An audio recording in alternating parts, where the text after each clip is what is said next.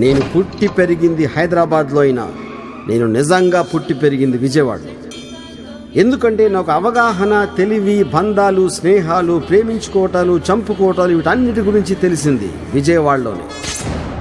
నేను అనంతపురం ఫ్యాక్షన్ బ్యాక్డ్రాప్లో తీసిన రక్త చరిత్రకి, ఇప్పుడు విజయవాడ రౌడీజం బ్యాక్డ్రాప్లో తీయబోతున్న వంగవీటికి ముఖ్యమైన తేడా పగకి, ఆవేశానికి ఉన్న తేడా.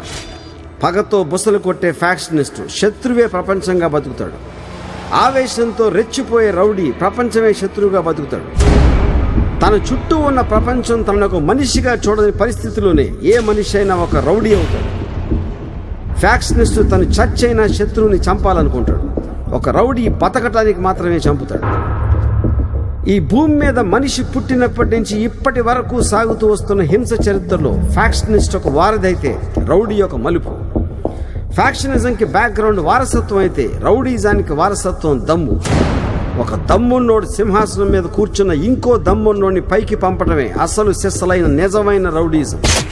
అలాంటి రౌడీయిజం రూపాన్ని, దాని ఆంతర్యాన్ని 30 ఏళ్ల క్రితం నేను విజయవాడ సిద్ధార్థ ఇంజనీరింగ్ కాలేజీలో చదువుతున్నప్పుడు బాగా దగ్గరగా స్వయంగా నా కళ్ళతో నేనే చూశాను. అందుకనే విజయవాడ రౌడీజం గురించి నాకన్నా ఎక్కువ తెలిసిన వాడు విజయవాడలో కూడా లేడని బల్లగుద్దే కాకుండా కత్తితో కూడా పొడిచి చెప్పగలను. వంగవీటి చిత్రం తెలుగులోని ఆఖరి చిత్రం అవుతుంది.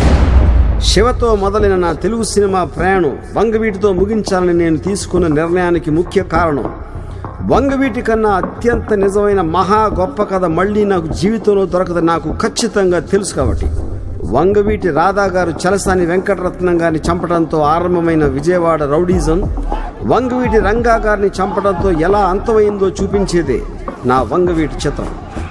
కత్తులు, బరిసెలు, అంబాసిడర్ కార్లు, మెటడార్ వ్యాన్లు ఉండి సెల్ ఫోన్లు, తుపాకులు లేని 30 ఏళ్ల క్రితం ఆనాటి విజయవాడ వాతావరణాన్ని పునఃసృష్టించడానికి ఖర్చుకి ఏమాత్రం వెనకాడద్దని వంగవీటి నిర్మాత దాసరి కిరణ్ కుమార్ గారు నాకు ఇచ్చిన ప్రోత్సాహంతో విజయవాడ గత చరిత్రని ఎప్పటికీ చరిత్రలో నిలిచిపోయేలా చేయడానికి మా వంగవీటి యూనిట్ శరవేగంతో సిద్ధమవుతుంది. వంగవీటి చిత్రంలోని ముఖ్య పాత్రధారులు వంగవీటి రాధా, వంగవీటి రంగా, వంగవీటి రత్నకుమారి, దేవినేని నెహ్రూ, దేవినేని గాంధీ, దేవినేని మురళి, కర్నాటి రామ్మోహన్ రావు, శిరీష్ రాజు, రాజీవ్ గాంధీ, దాసరి నారాయణరావు, ముద్రగడ్డ పద్మనాభం మరియు నందమూరి తారక రామారావు.